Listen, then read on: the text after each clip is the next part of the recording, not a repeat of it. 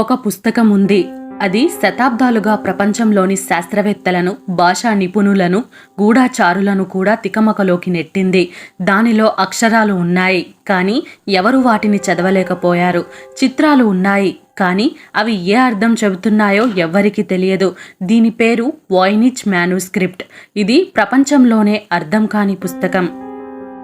ఈ రహస్య గ్రంథం 1400లలో అంటే 15వ శతాబ్దంలో రాయబడింది అని నమ్ముతారు.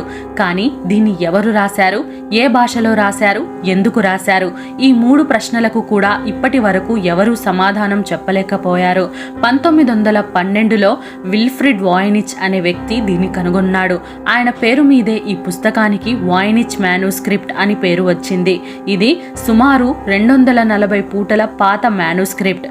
దానిలో వింత వింత రాతలు, మొక్కల చిత్రాలు, గ్రహాల ఆకృతులు, అలాగే అనుమానాస్పదంగా ఉన్న మనిషి బొమ్మలు కనిపిస్తాయి. దీనిలో ఉన్న భాష ఎవరూ చదవలేని అజ్ఞాత కోడ్ లాంటిది.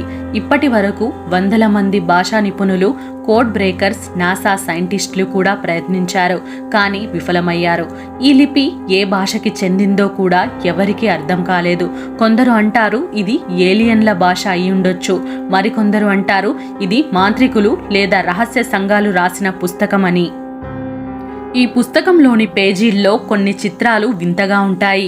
మహిళలు నీటిలో తేలుతూ ఉన్నట్టు, అనేక ఊహాత్మక మొక్కల చిత్రాలు మరియు ఖగోళ చిహ్నాలు. ఈ చిత్రాలు చూసినప్పుడు ఇది ఆయుర్వేదం లేదా జ్యోతిష్య శాస్త్రం గురించినదా అని అనిపిస్తుంది, కానీ స్పష్టమైన ఆధారాలు లేవు. ఎవరు రాశారో, ఏం రాశారో, ఇంకా ఎందుకు రాశారో ఇవన్నీ ఇప్పటికీ ఒక మిస్టరీగా ఉన్నాయి. ఇప్పటికీ యెల్ యూనివర్సిటీలో ఈ పుస్తకం భద్రంగా ఉంది. ప్రతిరోజు ప్రపంచం నలుమూలల నుండి శాస్త్రవేత్తలు దీన్ని అధ్యయనం చేస్తూనే ఉన్నారు, కానీ ఇంకా ఆ మర్మం ఛేదించబడలేదు. 600 సంవత్సరాలుగా ఈ పుస్తకం తన రహస్యాన్ని దాచుకుంది.